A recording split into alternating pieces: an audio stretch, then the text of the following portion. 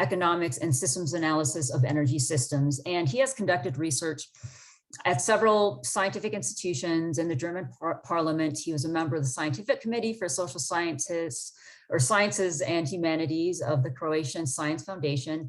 And today he's going to be, him and his colleague, Dr. Stephanie Schubert, are going to be presenting on food, energy, water nexus. But I also want to introduce Dr. Stephanie Schubert, who is professor of economics at the University of Heidelberg. Her expertise includes strategic decision-making, managerial economics, and strategic alliances and networks. And so they are both going to be presenting. If you both want to screen share, you can go ahead and take the floor, and then we'll move to Q&A. Okay, thank you very much. Thank you. Hello. Good. Hello, everyone. Good afternoon and good evening to the Europeans that are listening. Thank you so much, Rachel, for this perfect introduction. Well, today we are talking about the food, energy, water nexus and the cane sector in a post-growth economy. So this is Holger Schlo, my great colleague, and me.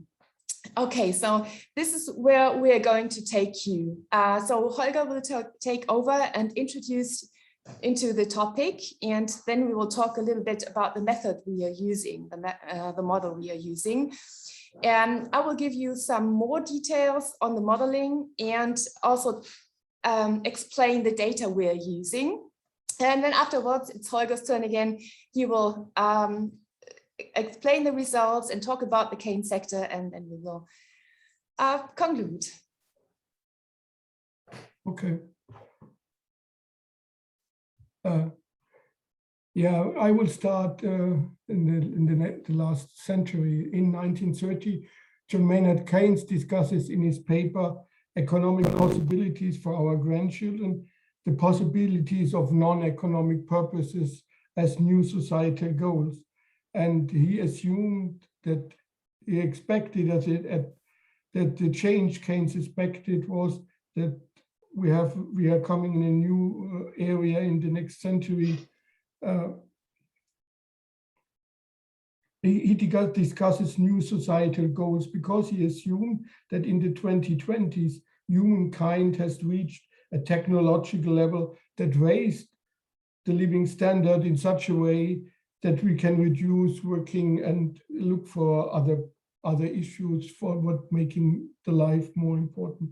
However, the change Keynes expected had not taken place until 2021, but the current scientific and political discussions increasingly support and take up Keynes' idea of reduced economic growth, not because humanity has solved all the economic problems as Keynes expected, but because the global community has to cope with the threat of accelerating climate change, as we see currently at all the fires and flooding around the globe, the dramatic loss of biodiversity, and the dramatic resource consumption of the global community, especially in the industrialized world. And degrowth and other new economic models are seen as instrument to solve these issues.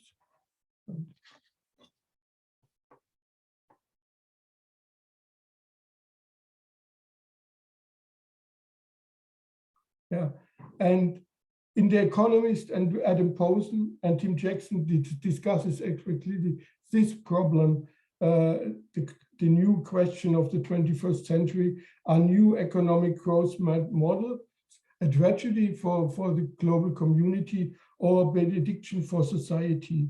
And Tim Jackson argues from the University of Surrey, demands a redefinition of what is prosperity in which humans can still flourish and reduce their material impact on the environment, and calls for network of neighborhood health as a new prosperity source, as a model for new prosperity source. And Jackson raising ethical concerns about the cowboy economy, and the cowboy economy was a term built by Kenneth Boulding in the 60s.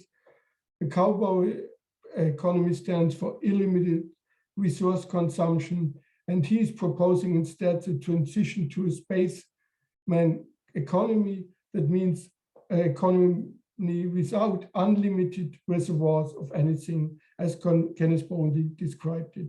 And Adam Posen from the Peterson Institute of International Economics sees, on the other hand, a growing economy as something natural. Every modern society is built on economic growth, but climate change is, in his view, also a real concern, but not a problem of economic growth, but of mispricing and misallocation of resources.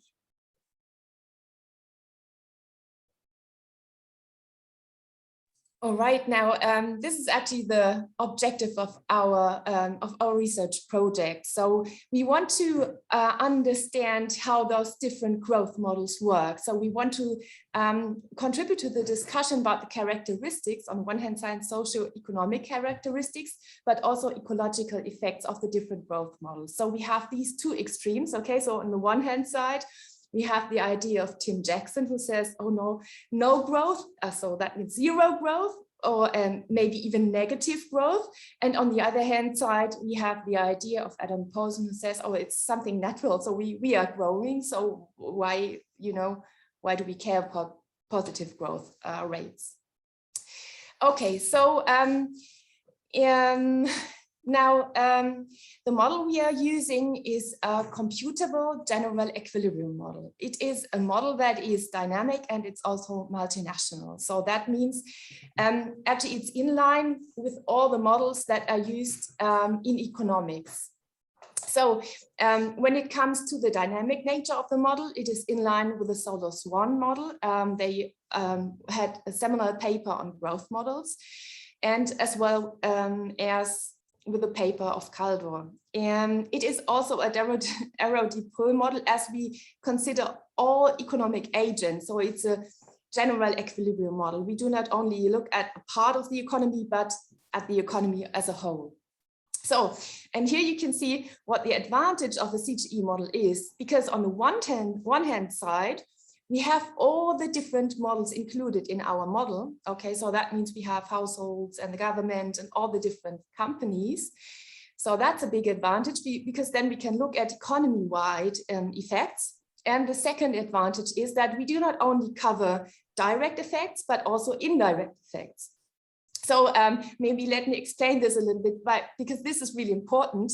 So if there is a reform proposal, for example, where the politicians want to spend a lot of money, okay, then they always ask people, would you like us to, I don't know, give you more money for schooling, housing, whatsoever? And people say, yeah, we want to. But we have to understand where the money comes from. So someone has to pay for these measures. And this is something which is taken into account in our model. So it means that if someone pays for something, the household or the government or the company also has to make sure that the money is available for financing it. So this is meant by indirect effects.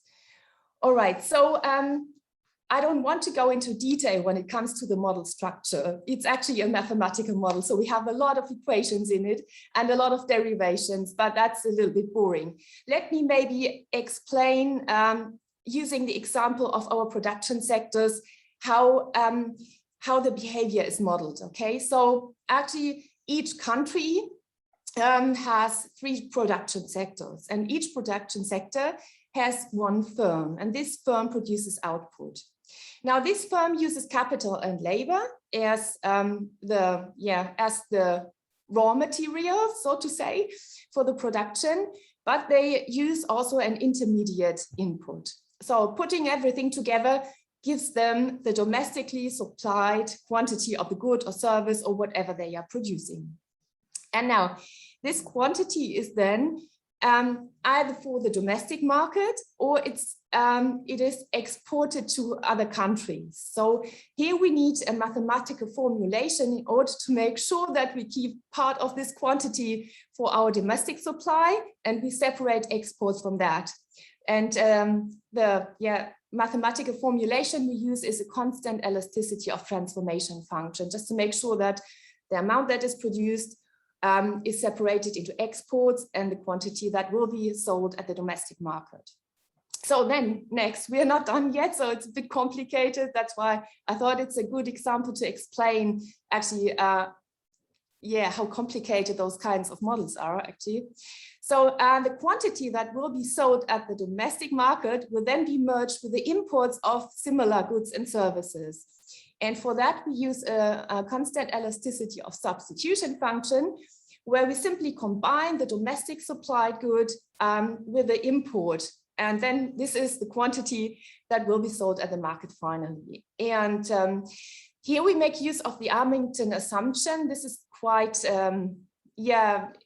quite standard, I would say. The Armington assumption says that the domestic quantity, domestically supplied quantity, and the imports are substitutes, but they are not perfect substitutes. So this is actually the mathematical formulation we use here. Excuse me, Stephanie, can you guys go into the full presentation mode so we can engage the full screen? Oh yeah, I can do that, but then I can't see you anymore. I don't know, not sure why this is not working on my computer, but yeah, sure. All right, okay, and yeah, so we do this actually because we want to have different countries with different with different agents, and within those countries we have different growth rates. Actually, those models are quite standard in economics, so a lot of people use those kind of models, like for example Ecomode. However, we had to extend this model a bit and the standard models a bit, and to make it suitable for our research question actually. And now let's have a look at the data and what we are doing here exactly. So we have 4 countries in our model, and 2 of the countries have a positive growth rate. This is country B and country C. So country B actually has a growth rate of 1.2%, which is proposed by Randers and Maxon. And then country C also has a, let's say, common growth rate of 1.9% as proposed by Adam Posen. But now what is new, so to say, is country A, which has a negative 0 growth rate, by the idea of Jackson, and country D has a negative growth rate because here we assume that the economy will contract by 1.3%, so negative growth.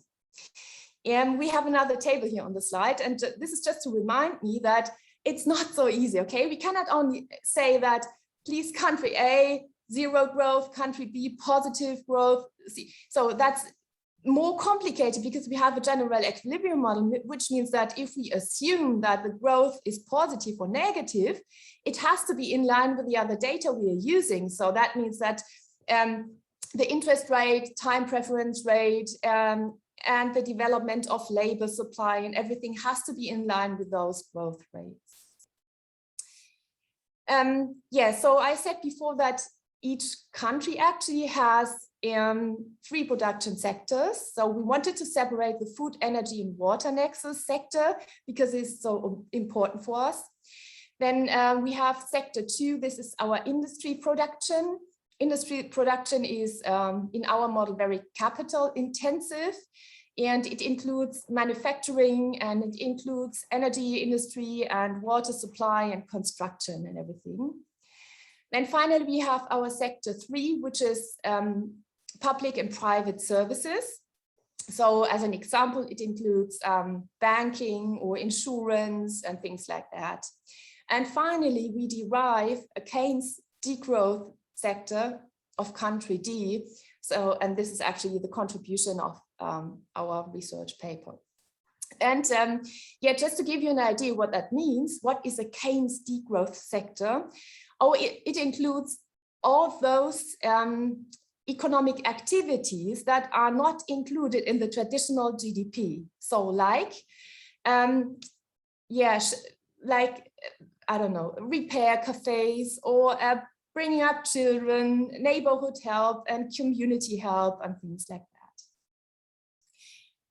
Now, having built this mathematical model, we need some data, some more data than only the growth rates. And what you can see here is the social accounting matrix. The social accounting matrix is simply a framework, an economy-wide framework that helps us to construct a consistent data set for our model, which is really important. So actually, the social accounting matrix extends the classical input-output framework, and it simply has all the flows in it. So that means if you look at the columns, then you can see that in the columns, the payments are listed and the receipts are listed in the rows. And actually, it has to be consistent in the sense that if one firm, I don't know, pays for labor and capital, okay, so that means they have costs. It means also that on the other hand side, they need profit in order to pay for that. So this is what I mean by consistent data set. What else can you see here on the slide? You can see that we have two different kinds of social accounting matrices, because table 1 refers to country A and C, and country A and C are the smaller countries. So we simply assume, to make it more interesting, that the countries have different sizes. And table 2 is then for country B and D, the larger countries. Well, what you can see here actually is that that the countries differ in size, and of course the data set is consistent. Maybe one more comment, because this table 3 here states the technological efficiency parameters of our production functions, and those are different for the different countries as well, and also differ among sectors. We assume that the industry sector is most efficient sector because the efficiency parameter is highest here, so it's always 1 point something. But if you compare this to the service sector, it's lower there, so that means this is less efficient. And now I hand over to Holger. Yeah, this following graph shows our first results. I call it a stylized economic growth model. And we see here the gross output, and the gross output measures the total economic activity in the production of new goods and services in the observed period. And you see that the gross output increases for country C and B constantly over the time. And whereas the output in country A remains more or less the same, that's a country with a zero growth strategy, and country D has therefore built up, and country D declined significantly. And so, because of this decline in country D, they have to build up a new sector to catch up the activities for the people. And so it's coming to the next.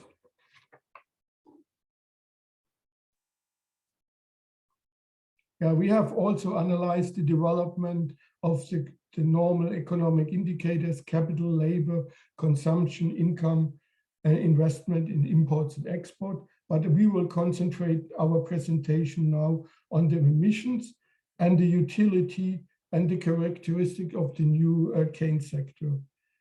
And the emissions are in the model summarizing all the harmful environmental effects of the economic processes.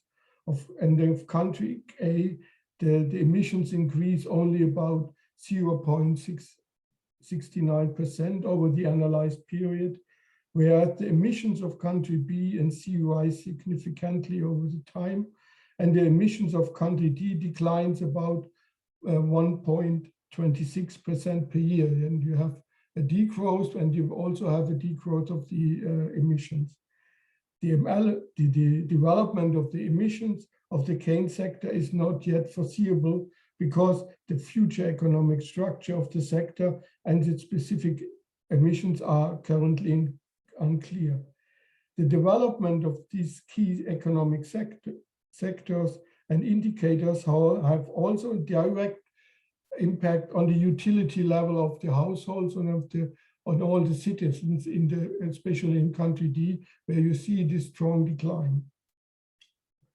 The utility of the households of country A decreased slightly over the period, whereas the utility of country B and C increased over this period, and country D, the utility of the people decreased significantly. So you see, you have two countries where the utility increased over these periods, and one country in two countries where you have a stagnation or a decline of the utility, and this will have an impact on the socioeconomic situation of the country. So that the cane sector has to provide additional utility to even out the loss of the traditional economic sector.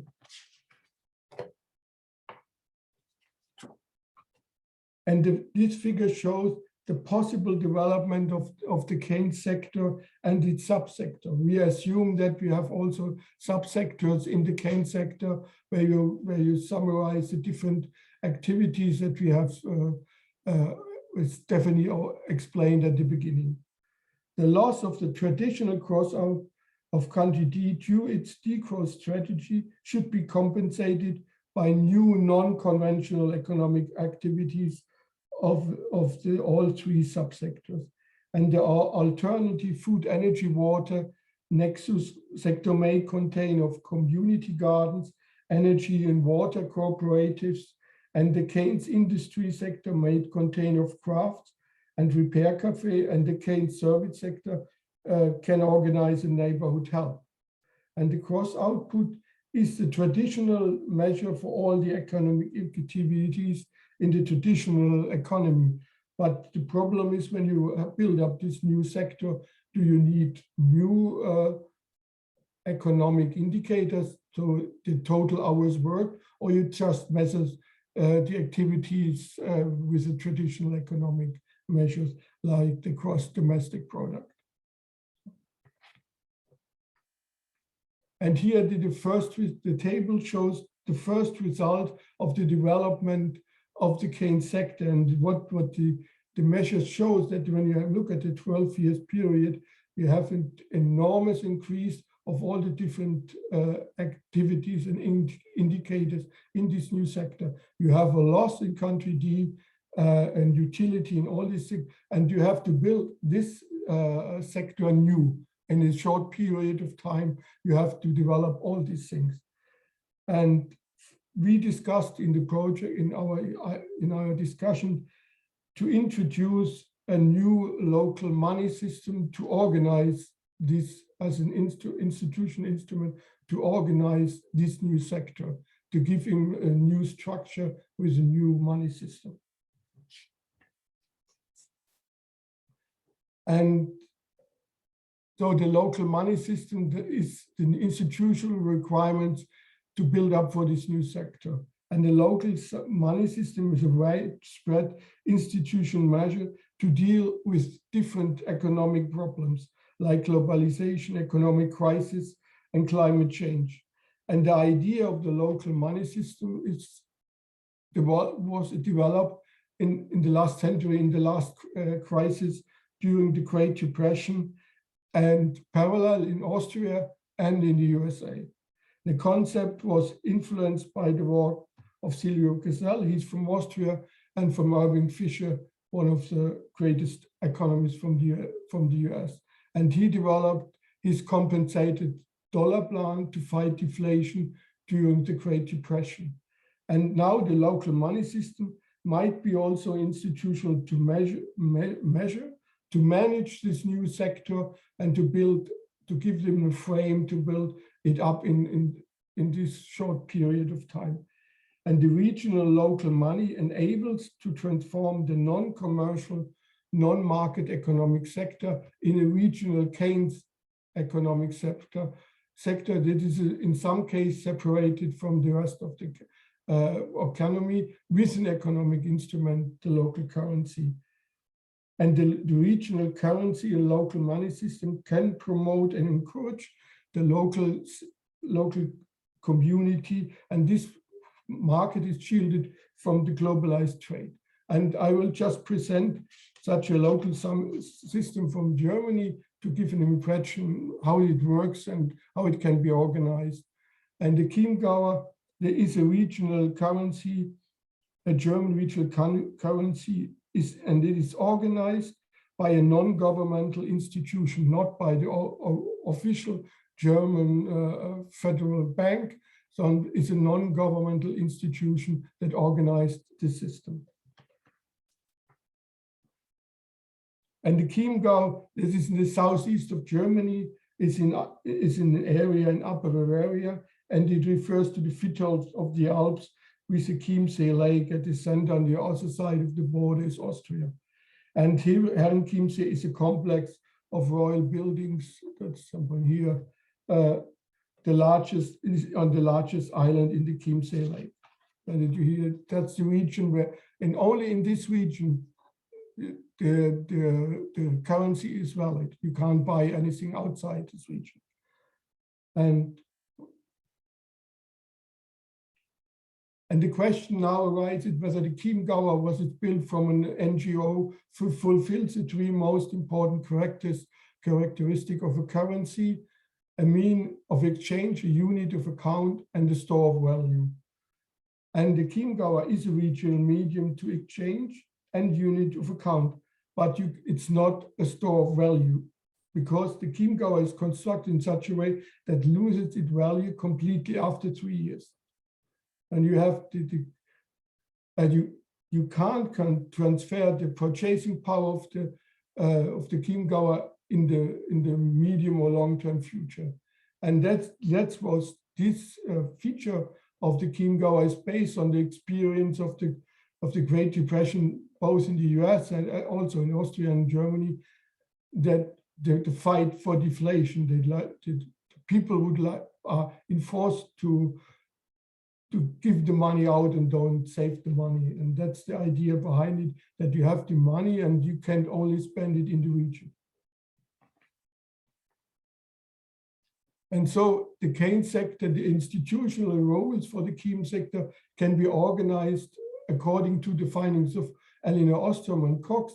They suggested that you have user boundaries who separate this new sector from the traditional economy, that you can build up something new. And with the Chiemgauer currency, the Keynes sector has a clear user and resource boundary to the traditional economic system. And in the regional currency system of the Chiemgauer, every euro can be exchanged to the Chiemgauer by the consumers by an exchange rate of 1-to-1, but it can only be exchanged back into euros to a fee of 5%. Then you're losing money when you're going back to the euro system. So you are enforced to give it in this Chiemgauer region, in the Chiemgauer system. And the idea is that he has also only validity of 3 years and can only be used by the Chiemgauer Association and the members of the Chiemgauer Association. And so the whole system is withdrawn from the global trade relations, and the exchange fees are used to support local projects. And the interesting thing is that the Chiemgauer has a negative interest rate, because the people are forced to spend the money and don't save it. And through the development of the Keynes sector, country D developed a mixed economic system based on 3 economic sectors and the Keynes sector. They have different interest rates, different time preferences. The mixed system consists of a classical monetarized sector based on the euro, covering 87% of the economic activities, and the Keynes sector containing 30% of the original labor demand of the country.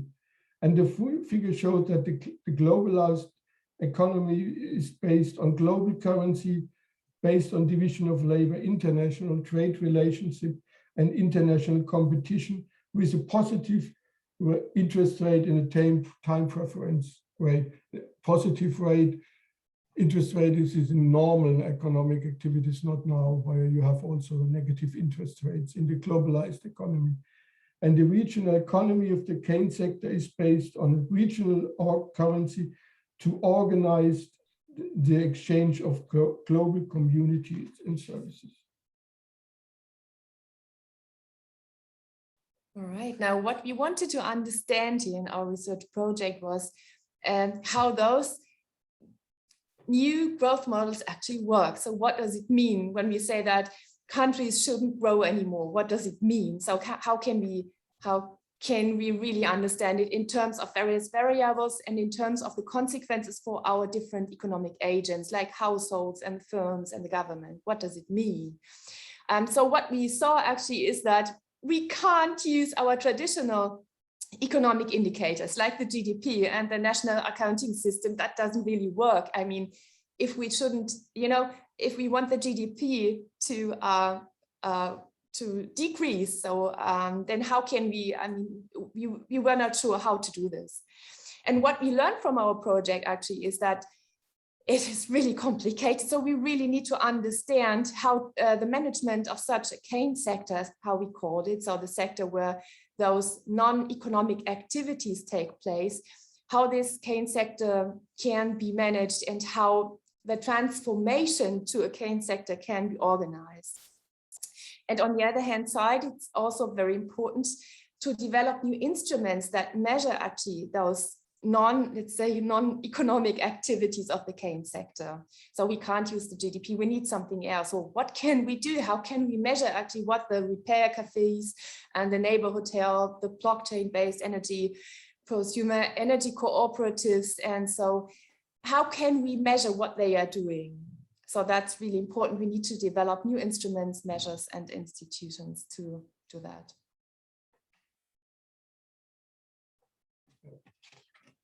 And the analysis also have shown that the local currency might be also helpful as an exchange medium to manage the economic activities of the cane sector institution.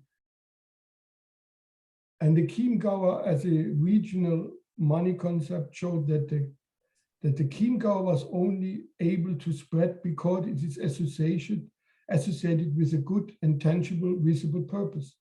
In this way, the printed paper becomes money because the people believe in the regional money concept. Without the people, they believe in the system is just paper, not money. And the question, because behind the Chiemgauer and the cane sector, how do the people in the country react of its utility decline? And then you can say, should the utility sacrifices of the households be compensated by new economic activities of the cane sector, or can individual utility also generated by consumption renunciation or by a new currency? That's the point where you have the loss of the utility of the people, and how is the society and the economic system reacting on this loss of utility?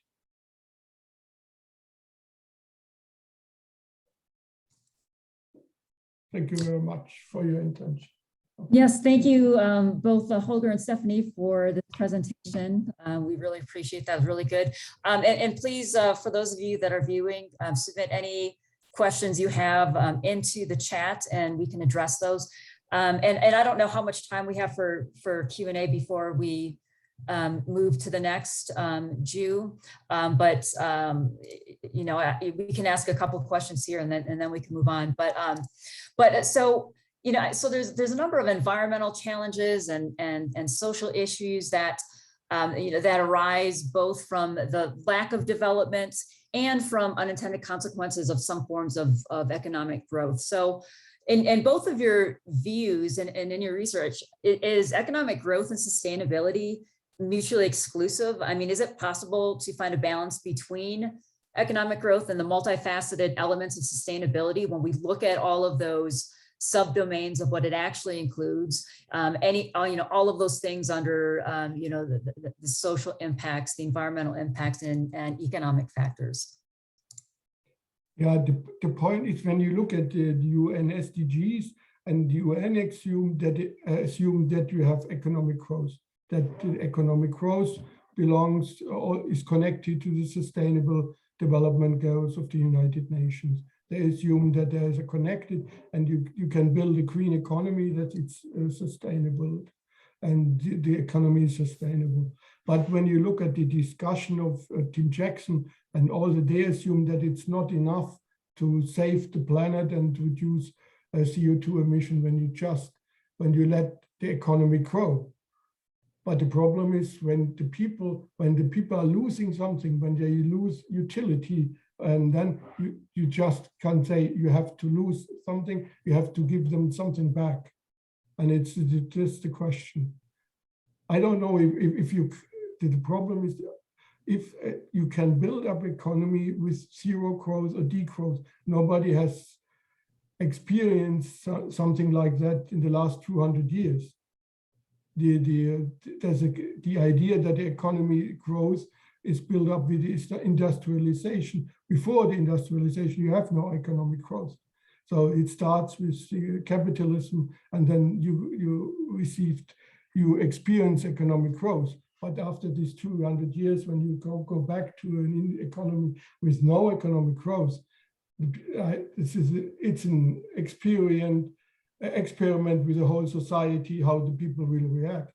And when you look at the corona measures and the strong decline of the economic situation in the all over the world, it's difficult when you said after corona to the people, yeah, we were making zero degrowth scenarios, and you don't get anything back.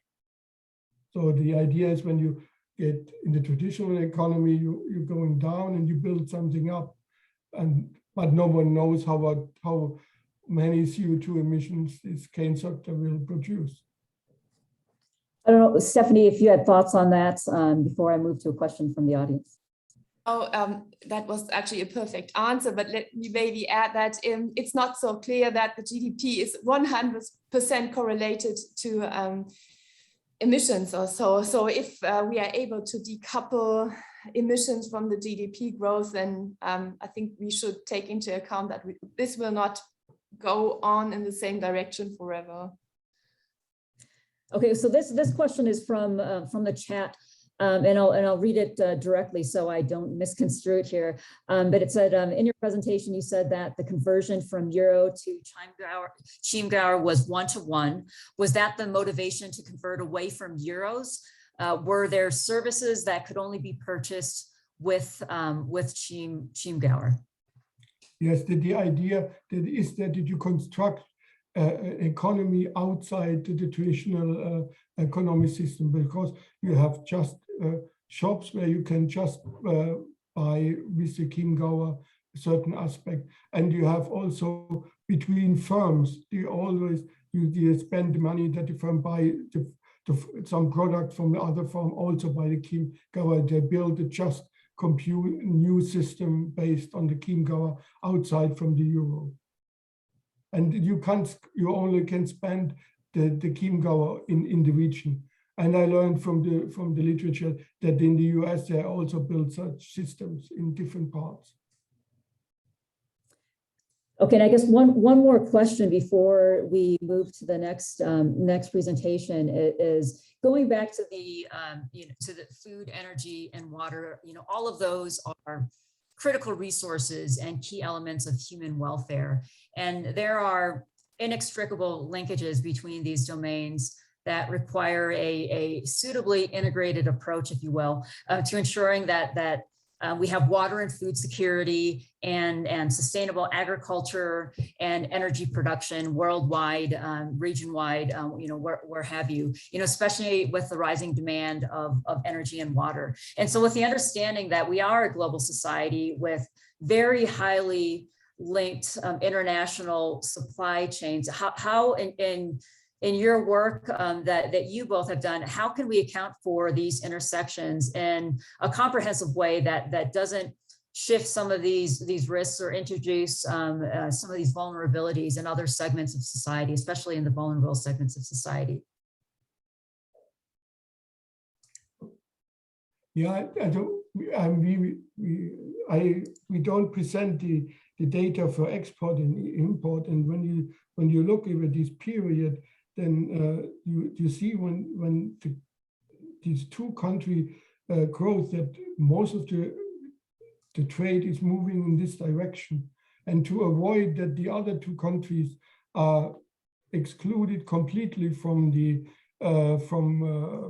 international trade system, you need restrictions and also institutional management system to avoid that these countries who are saving resources are driven out of the international globalized market system.